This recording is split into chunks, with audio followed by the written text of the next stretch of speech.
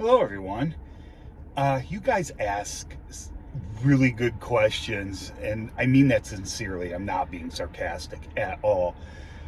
The questions you guys ask, I'm like, at first, a lot of the times, I'll be like, well, it's obviously not. Oh, wait.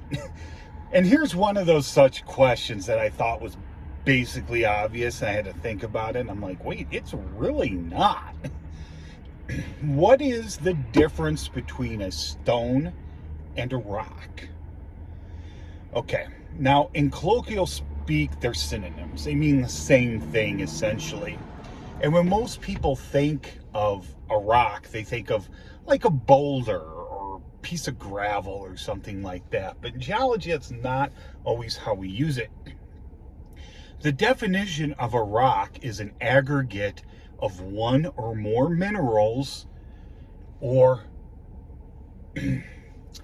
how do I put this? Mineral-like material. That's how we just fit the square peg into the round hole. I've talked about this before. That's why we can call coal a rock, even though it's organic, not inorganic, the vast majority of it. That's a holdover from the early days when they still didn't know how to define things, and they would notice these coal seams. And they would follow the laws of stratigraphy and everything, so they were rocks, and it stuck around. So, yeah, the mineral, and it's this way to put mineraloids in there. Mineraloids are basically, like a lot of actual minerals will have a mineraloid version, like quartz. Minerals always form crystals. That's part of the definition, okay? Even if they're microscopic, they'll still form crystals. Mineraloids are just they don't form crystals. Perfect examples, quartz and, like chert. Chert would be a mineraloid. It's a rock too, because rocks can be minerals and mineraloids. But I'm digressing, so let's get back to the stone thing. The stone versus rock. In geology, I had to think about this because we use the word stone in geology, but we almost never use it. We almost always say rock to mean basically this, or a rock unit, like the outcrop this came from. That's a rock as well, the outcrop. Okay, different type, or it could be different types of rocks or whatever.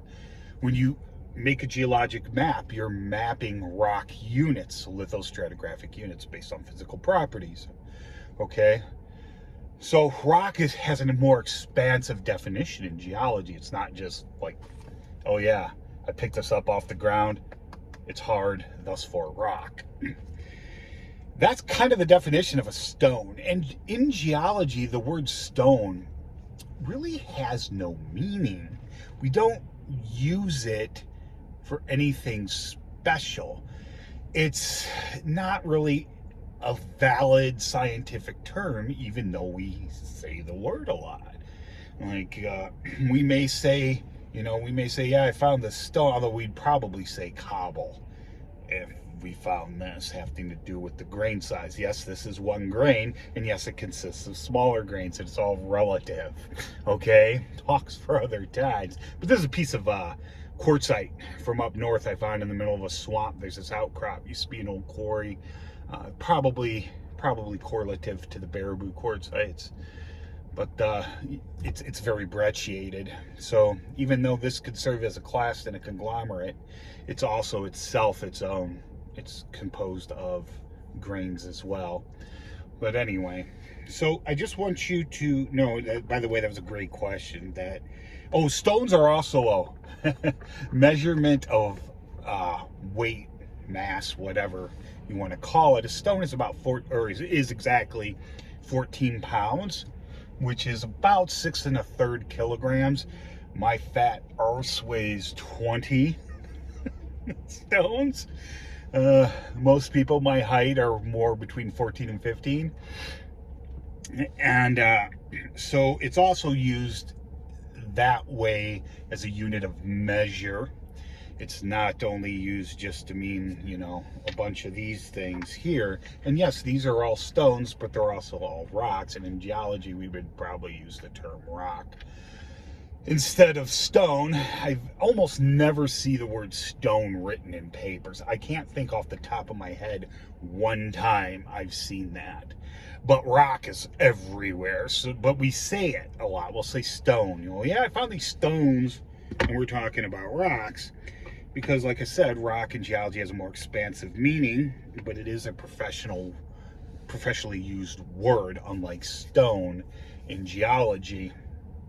We have a lot of terms in geology that people use colloquially and often get confused because us as geologists know what we're talking about, but we fail to remember that you may not know yourself, and that's fine. Just let us know, call us out, be like, yo, can you elaborate? I'm confused. Because a lot of times I just say terms at you guys, and most of you guys are, you know, mid-level or better, so you understand. But every once in a while I say something most people have never heard of, and I just throw it out there.